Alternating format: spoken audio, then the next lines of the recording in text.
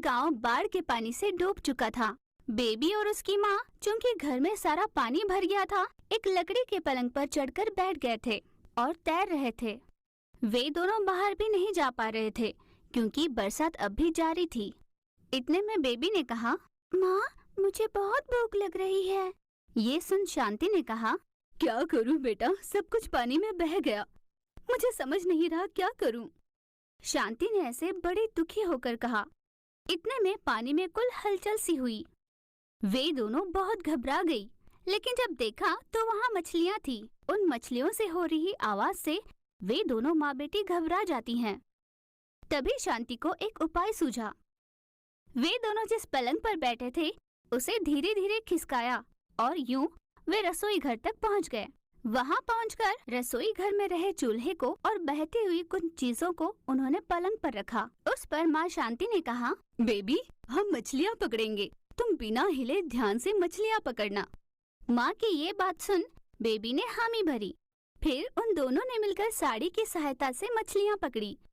फिर माँ ने उन मछलियों को अच्छे से धोया और पकाने के लिए रख दिया। ये देख बेबी ने कहा, अरे वाह माँ, मुझे ये देखकर मुंह में पानी आ रहा है, जल्दी से परोसो ना। बेबी के ऐसा कहने पर फिर उन दोनों ने मिलकर मछलियों को खाया। फिर अगले 3 दिनों तक उन दोनों माँ बेटियों ने मछली खाकर अपना गुजारा किया। तब बेबी ने कहा, माँ, अगर ये मछलियाँ नहीं होती तो हम भूख से तड़प रहे होते।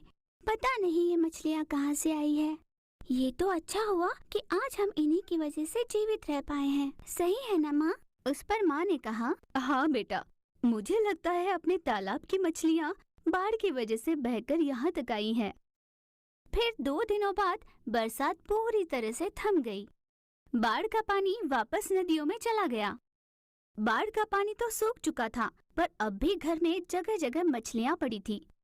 उन दोनों माँ बेटियों ने उन मछलियों को इकट्ठा कर एक टब में भर दिया। ये देख बेबी ने पूछा, माँ, भला आप क्यों इन सारी मछलियों को इकट्ठा कर रख रही हो? माँ ने कहा, अपने गांव का जो तालाब है उसकी नीलामी हो रही है। सुना है गांव के मुखिया कृष्णा जी इसकी नीलामी कर रहे हैं। अब तक तो कई मछलियाँ बह चुकी होंगी। मुझे नहीं लगता कि तालाब में कुछ भी मछलियाँ बची हो।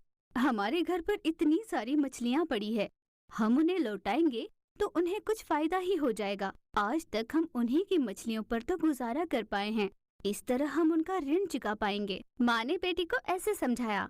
फिर वे दोनों बड़ी मुश्किल से उन मछलियों को ढोकर तालाब के पास चले गए और उन मछलियों को तालाब में बहा दिया। वहीं खड़े कृष्णा जी ने कहा, शांता बहन, ये क्या है? कृष्णा जी के ऐसा पूछने पर शांति ने सारी बात बताई। सभी के घरों में मच्छियाँ गई है। सभी मच्छियाँ खाकर ही दिन गुजार रहे हैं। पानी के सूख जाने पर उन मच्छियों को इकट्ठा कर कईयों उसे शहर में बेची भी है। पर आप लोगों ने जो किया उसका मुझे बड़ा आश्चर्य हो रहा है। इस पर बेबी ने कहा, कृष्णा चाचा जी, आज तक हम आपके ही तालाब की मछलियों पर गुजारा कर पाए हैं। इन बची हुई मछलियों को देकर हम आपका आभार प्रकट करना चाहते हैं। कृष्णा जी ने कहा, अब जैसे हालात है, सबकी रुपयों की जरूरत है। इन मछलियों को बेचकर उन्हें कुछ पैसा ही मिल जाएंगे। अपना घर संवार लेते हैं। आप भी इन मछलियों को बेचकर पैसा कमा सकते हो। मुझे इससे कोई ज्यादा नुकसान नहीं होगा, क्योंकि मेरे पास तो करोड़ों की संपत्ति है। तुम लोगों की अच्छाई के बदले में इसे मेरे उपहार ही समझो। जो भी हो, भगवान सदा तुम जैसों की सहायता करती ही है।